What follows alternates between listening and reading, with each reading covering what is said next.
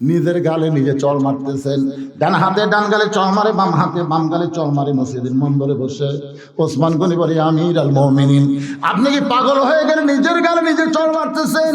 ওমর ফারুক বলে, ওসমান, মিন শাররিল ওয়াসওয়াসিল খান্নাস, আমার ভিতরের খান্নাস আমাকে বলতেছে আমি নাকি অর্ধ পৃথিবীর খলিফা। ওসমান বলে, আমির আল মুমিনিন, আপনার মন আপনার ঠিকই বলতেছে, এই মুহূর্তে আপনি অর্ধ পৃথিবীর খলিফা। ওমর ফারুক বলে, ওসমান, বর্তমান মুসলমান কখনোই মনে করবে না, তাদের সবসময় খেয়াল করতে হবে অতীত এবং ভবিষ্যৎ। হাসিনা কিন্তু ভবিষ্যৎ খেয়াল করেনি, অতীতও খেয়াল করেনি, খালি বর্তমান। কি হনুরে! ওমর ফারুক বলতেছে, আমার অতীত আমার ভবিষ্যৎ আমাকে চিন্তা করতে হবে। অতীতে আমি খালার বাড়িতে রাখালি করতাম, বিকেলবেলা যখন ছাগলগুলো ফেরত আনতাম, খালা বলতো, মোর কয়টা ছাগল নিয়ে গেলে কয়টা ফেরত আনলা?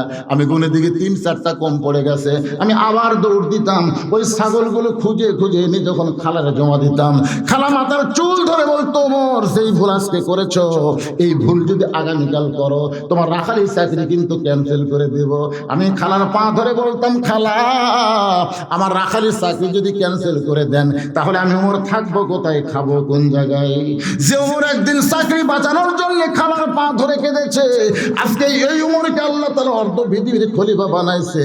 এটা ওমরের যোগ্যতায় নয়, এটা কেবলমাত্র আল্লাহর কোরআনের ওসিলা।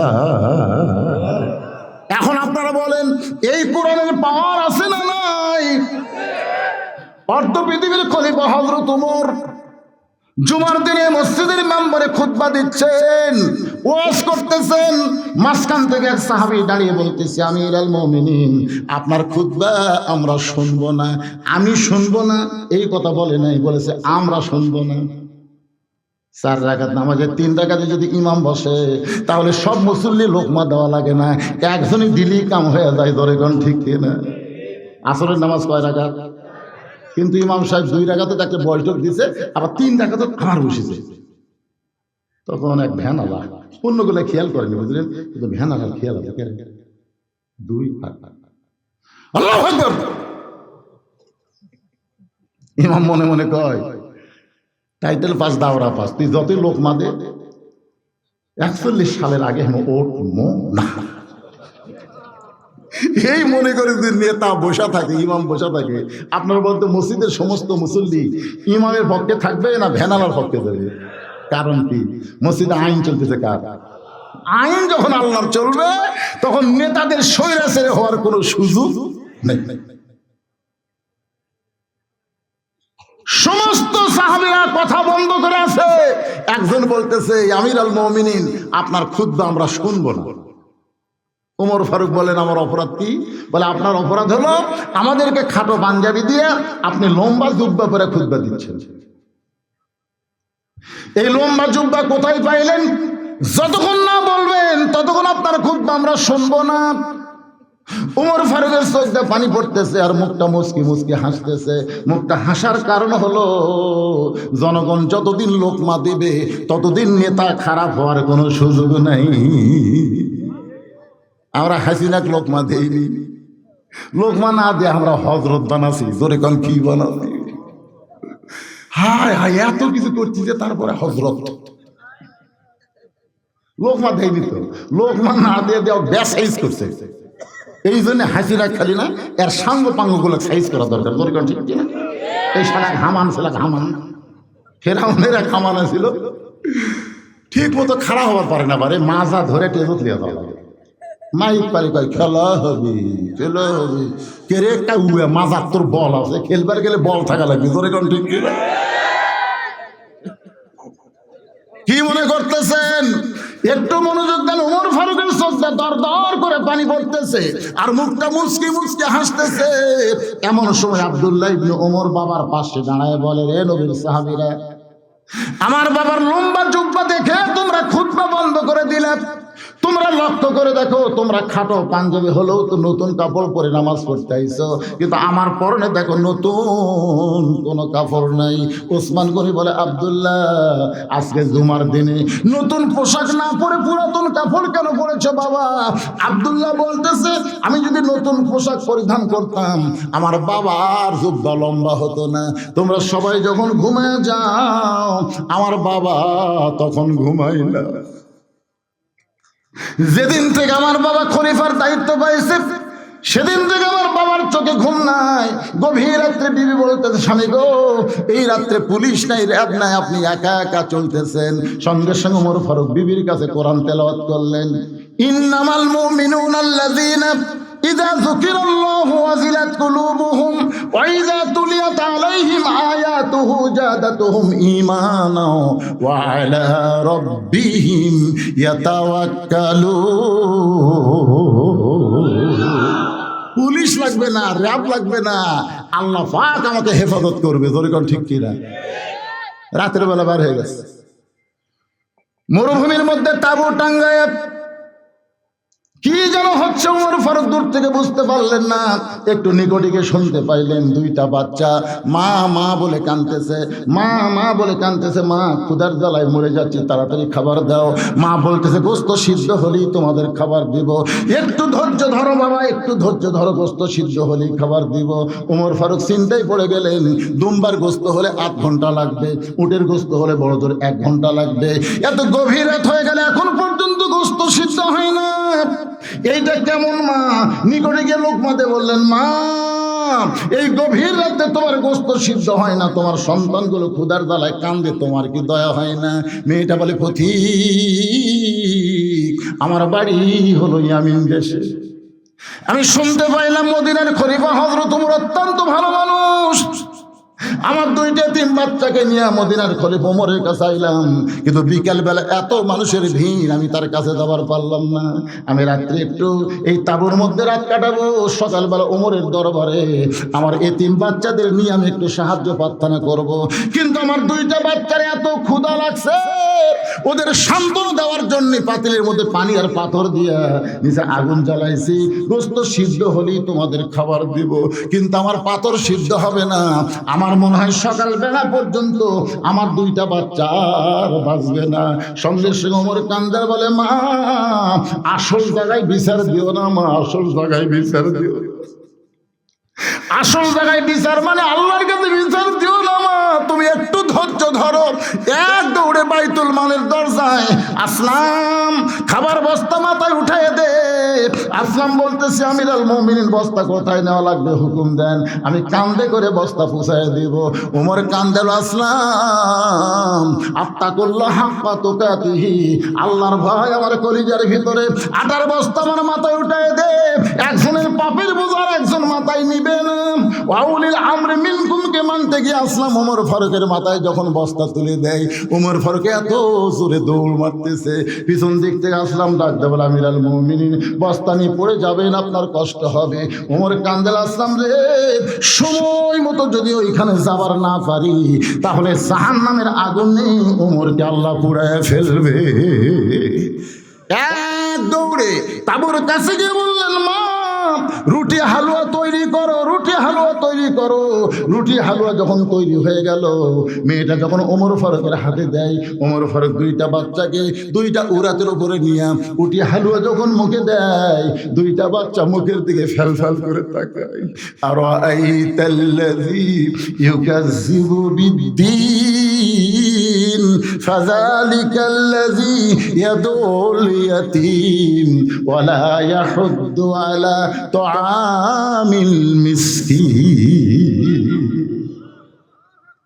পুরি এই হাসিনা ধর্মের নামে মিথ্যাবাদী আছে, মাথা হেজাব দিয়া হাতত তসবি লিয়া, আরে এত টাকা মারিছে ভাই, এত টাকা মারিছে রে।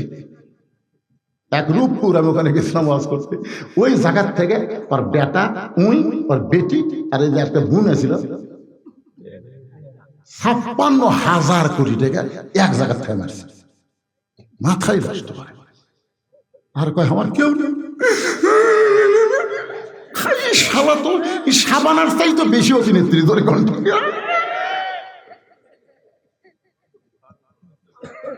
দুইটা এতিম ওমর ফারুকের মুখের দিকে ফেল ফেল করে তাকায় আছে।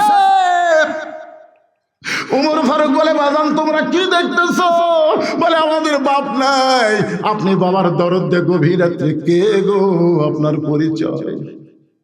ওমর ফারুক বলে, আল্লাহ এই অধমকে জাহান্নামের আগুন থেকে তুমি বাঁচায় দাও।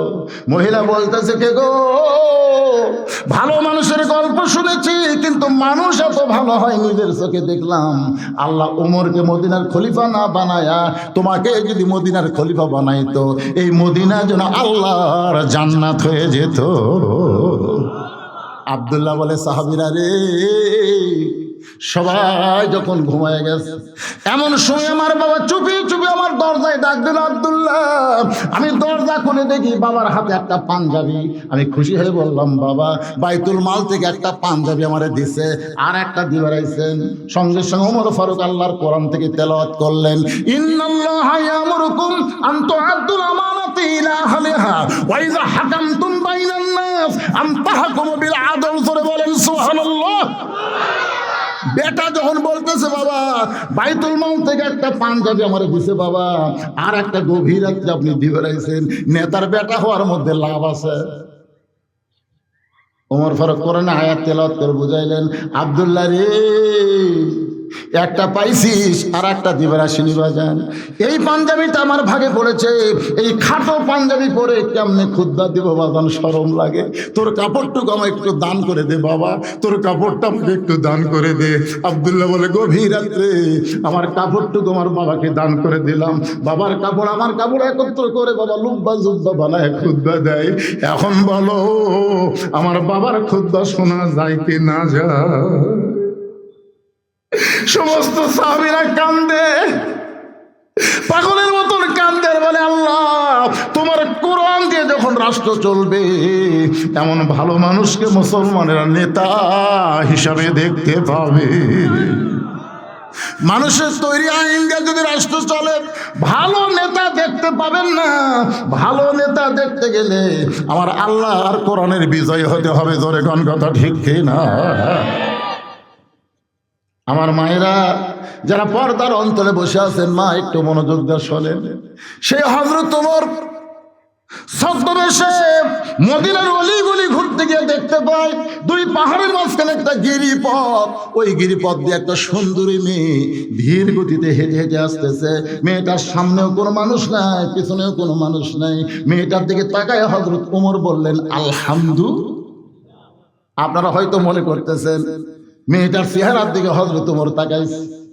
ওয়াকরনা ফি বুয়ুতিকুন্না ওয়ালা তাবাররুজনা তাবাররুজাল জাহিলিয়াতিল উলা।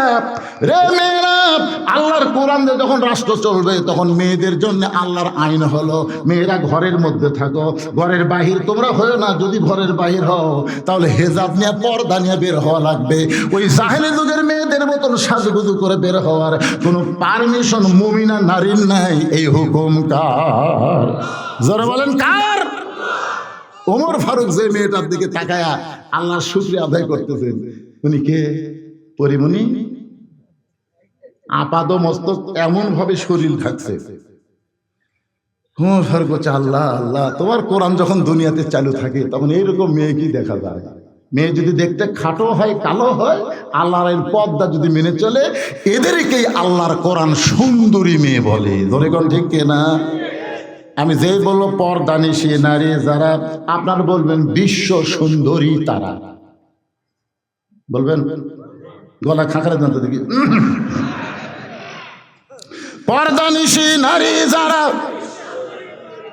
একেবারে আপনারা স্লোগান শিখবেন না, এগুলো এগুলো শেখা লাগবে তো। আমি যেই বলবো পর্দানিশী নারী যারা, বলুন বিশ্ব সুন্দরী তারা। পর্দানিশী নারী যারা, বেপর্দা নারী যারা, বিশ্ব বেহায়া তারা। বেপর্দা নারী যারা, এবার তোমরা খালি তোমরাই, আমি যেই বলবো বেপর্দা নারী যারা, তোমরা কয়েকজন খালি সামনে থেকে বলবে শিলা কলা তারা। বেপর্দা নারী যারা, এই একই গাছের কলা, এক গামলা সুসাওয়ালা আর এক গামলা শিলা। আপনি খরিদ্দার হয়ে কোন কলা কিনবেন? কথা কয় না রে বাবা, একই গাছের রে, একই গাছের, এক গামলা শোষা এক গামলা শিলা, আপনি কোনটা কিনবেন? আপনি কলা শিলা খান না? এই কলা শিলা খান না, শোষা সহ খান? তো শিলাই যদি খান, আগে থেকে শিলা আছে, লিবেন আর খাবেন? আপনি নেবেন না, কারণ আপনি চালাক। আপনি জানেন যে কলার উপরে পর্দা নেই, এই কলা আমি খাওয়ার আগেও খাচ্ছে। অনেকের স্বপ্ন দোষ আছে। কথা কর না কেন ভাই, কথা কর না কেন?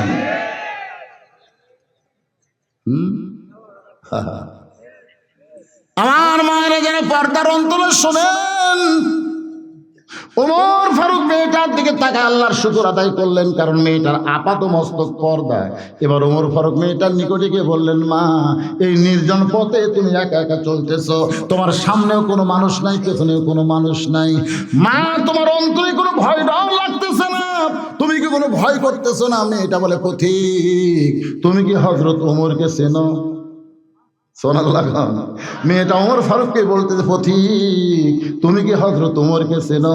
যদি হযরত ওমরকে চিনতা তাহলে এরকম বেসাইজা কথা বলতো না। ওমর ফারুক বললেন, আমি কি বেসাইজা কথা বললাম? মেয়েটা বলে, পথিক রে,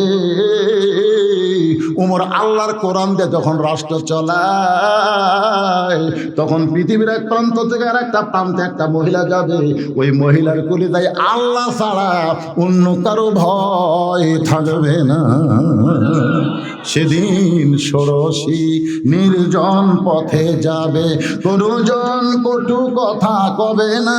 পথে আর প্রান্তরে সম্পদের মোহে পড়ে খুন আর হাজানি হবে না। সবাই বলেন, যদি মেনে চলি কোরআন। বলেন, যদি মেনে চলি।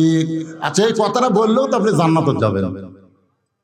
মান সাআলাল্লাহু তাআলা আশ-শাহাদাতা বিসিদকিন বাল্লাগাহুল্লাহু মানাজিলাশ শুহাদা ওয়া মাতা আলা ফিরাশিহি, রাওয়াহুল বুখারী কিতাবুল মাগাজি।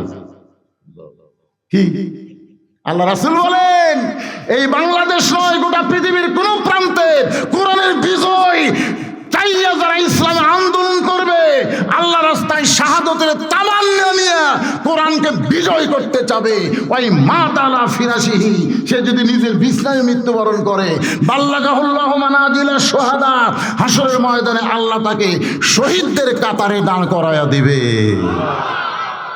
এই হিসাবে আমরা যদি কোরআনের পক্ষে মিছিল করি, হয়তো আমাদের সামনে কোরআন বিজয় হলো না, এই মিছিল করার কারণে কি আল্লাহ জান্নাত দিবার পারে না? জোরে গান পারে কি পারে না? তাহলে কি বলবেন?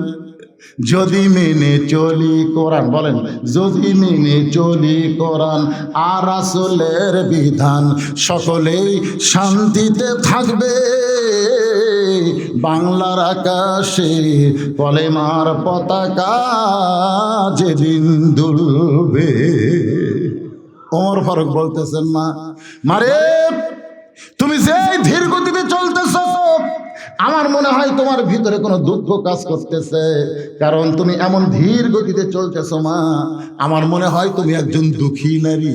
ওমর ফারুকের দিকে মেয়েটা না তাকায়া মাটির দিকে লক্ষ্য করে বলতেছে, পথিক, আমি আসলে একজন দুঃখী নারী। আজকে 6 দিন হলে হযরত ওমরকে আমি খুঁজতেছি। আমি আসলে একজন দুঃখী নারী, আজকে 6 দিন হলে হযরত ওমরকে আমি খুঁজে বেড়াই। ওমর ফারুক বললেন, মা, তুমি কি পাগলি নাকি? তুমি কি পাগলি নাকি? ওমর হলো অর্ধ পৃথিবীর খলিফা। ওমরকে যদি পাওয়ার চাও তাহলে বঙ্গভবনে যাও, গণভবনে যাও, সংসদ ভবনে যাও। এইগুলো ভবনে না গিয়ে তুমি 2 পাহাড়ের মাঝখানে ওমরকে খুঁজতেছো। ওমর কি উর্দুম বা গরু ছাগল নাকি যে 2 পাহাড়ের মাঝখানে তুমি তারে খুঁজে পাবা? মেয়েটা বলে, পথিক রে, তুমি জানো না, আল্লাহর কোরআন দিয়ে যখন রাষ্ট্র চলবে তখন নেতা খোদা লাগবে না, নেতারাই দুঃখী মানুষকে খুঁজে বেড়াবে। লিল্লাহে তাকবীর। আল্লাহর কোরআন দিয়ে যখন বাংলাদেশ চলবে, একটা নেতা খোদা লাগবে না। ভোটের আগে নেতা যেমন খোঁজে, ভোটের পরে আরো বেশি আপনাদের খোঁজ করা লাগবে, না হলে নেতা ধরা খাবে। কার কাছে? ধরে কোন কার কাছে? বুঝতে পারতেছেন না? হ্যাঁ, আলিমান খাফা মাকাম রাব্বিহি জান্নাতান। আল্লাহর সামনে দণ্ডায়মান হওয়াকে কোরআনের নেতাদেরকে ভয় করা লাগবে। জোরে কোন কথা ঠিক কি না? আল্লাহর কোরআন দিয়ে যদি আমাদের বাংলাদেশ চলে, আপনার সত্যি করে বলেন তো, কোন গরিবেরা ধনীর বাড়ি যাওয়া লাগবে না ধনীরা গরিব বাড়িতে আসবে? গরিবেরা বুঝতে পারতেছে না, কারণ জায়গা মতো ভোটটা মারবে ভাই। কারণ সবাই কিন্তু বলে গরিবের বন্ধু, গরিবের বন্ধু। এক শালাও নয়, এক শালাও গরিবের বন্ধু নয়। ভোট পায় সব ঢাকার বাড়ি করবি, একটাও কাহলো ফিরে আসবি না। তোর কোন কথা ঠিক না? একটা গরিব ধনীর বাড়ি যাওয়া লাগবে না। 2.5 টাকা জাকাতের বিধান চালু হবে। জোরে কোন কথা ঠিক কিনা? এখন যারা 1 লাখ টাকা আছে, 2,500 টাকা গরিব না দিলে আর টাকা সাপ হয়ে কবরত ভাই, এক একটা সাপের 60 করে মাথা হবে। ওরে বাবা বসান দিবি রে, এমন ভয় খাওয়া খাবি। উইয়া করে 1 কোটি টাকার জাকাত 2.5 লাখ নিয়ে ঘুরতেছে, 2.5 লাখ টাকা ব্যাগের মধ্যে ঘুরতেছে। আপনাদের বড় বড় গ্রামত আছে, আচ্ছা শুনেছি কে এই এলাকা জাকাত কে লেয় না? আমরা জাকাত লই না। আমার এক দাদা ছিল, মারা গেছে, রোজা থাকছে কিন্তু কেউ তাকে ইফতার করার পারেনি। আমাকে একদিন বললো যে আপনার দাদা খুব পরেজগার মানুষ, আর একটু ইফতার করাবার চাই। আমি দাদাকে বললাম, দাদা ওই বাড়ি একটু ইফতারের দাওয়াত দিল। এত কষ্ট করে রোজা থাকে সব একদম দরকারে পানি খাই ইফতার করবো রে, কিন্তু পরের বাড়িতে আমি ইফতার করে আমি সব দেবার পারবো না। বুঝে পারিনি। তো কতগুলো লোক কিন্তু আছে এরা জাকাতের কথা টুম করবি। তোর এখানে কথা ঠিক না, খেয়ে থাকবো বাবা, ওই জাকাত নেবো না, জাকাত হলো ময়লা রে, ময়লা খাবো না। এখন 2.5 লাখ টাকা নিয়ে গোটা পাড়া ঘুরতেছে, একটা গরিব নেই। এখান থেকে চলে গেছে আর এক পাড়া, সেই পাড়ার যা সব গরিবেরা দরজা বন্ধ করে দিছে। সবাই বলতেছে ইয়া কানা বুধু ইয়া কানাস্তাই, আল্লাহর ইবাদত করে আল্লাহর কাছে চাই, তোর জাকাতের টাকা আমার দরকার নেই। 7 দিন ধরে 1 লাখ টাকা ঘুরছে, গরিব নাই। মনের দুঃখে মরুভূমির যাচ্ছে, দেখি পাওয়া যায় কিনা।